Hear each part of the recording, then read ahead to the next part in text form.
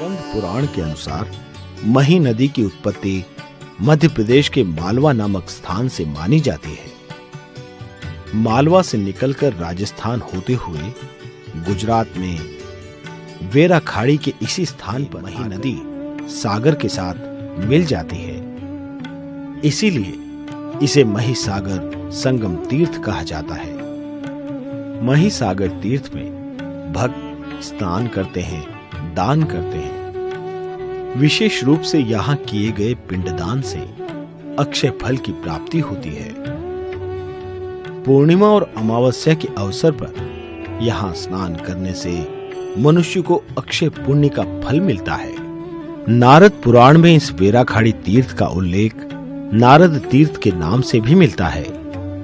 इस स्थान की महत्ता इस तथ्य से भी स्थापित हो जाती है कि कैलाश, मानसरोवर जैसे अत्यंत पवित्र तीर्थ स्थल को छोड़कर नारद जी ने 10,000 ऋषि मुनियों के साथ वेराखाड़ी में 1000 वर्ष तक कठिन तपस्या की थी। इस अवधि में नारद जी के साथ गिरनार से लेकर हरिद्वार और कन्याकुमारी क्षेत्र के लगभग 26,000 सिद्ध भी सम्मिलित हुए थे।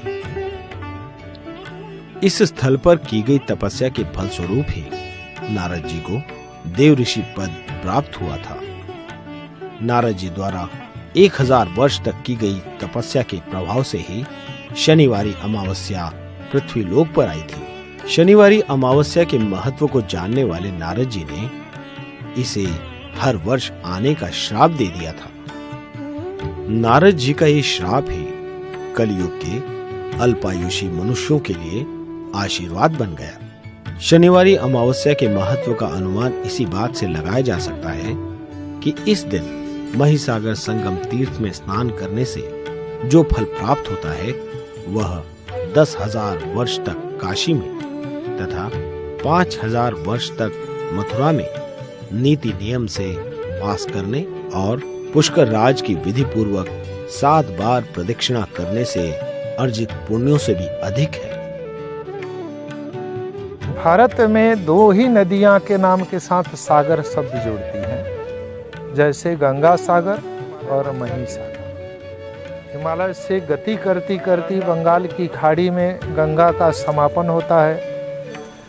उस जगह पर कपिल मुनि का तपोभूमि मान है, जहाँ गंगा की गंगा सागर नाम कृतार्थ हुई। उसी क्रम से मालवा देश से निकली हुई नदी मही राजस्थान होती गुजरात में आई और खंभात की खाड़ी में समुद्र के साथ मिलती हैं। परंतु इनके पक्ष में एक और कथा है।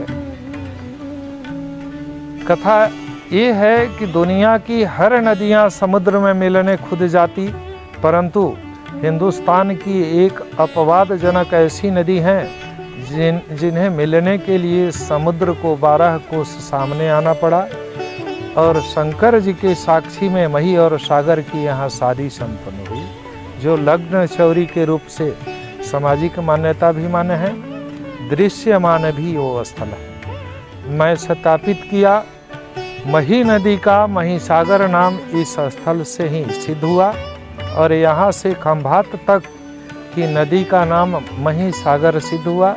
यहाँ से पीछे की नदी मही मान हुई। मही सागर संगम तीर्थ की महिमा दर्शाते हुए नारद जी ने अभिव्यक्ति की थी कि जो पुण्य 10,000 बरस काशी वास करने से मिले, जो पुण्य 5,000 बरस मथुरा वास करने से मिले, जो पुण्य तीर्थों का पुरोहित पुष्कर राज का सविधि 7 बार प्रदक्षिणा फिरने से मिले, सारा पुण्य एकत्र किया जाए उतना पुण्य शनि अमावस्या को मही सागर संगम तीर्थ में स्नान करने से प्राप्त होगा। और यह रहस्य किसी किसी को ज्ञात है।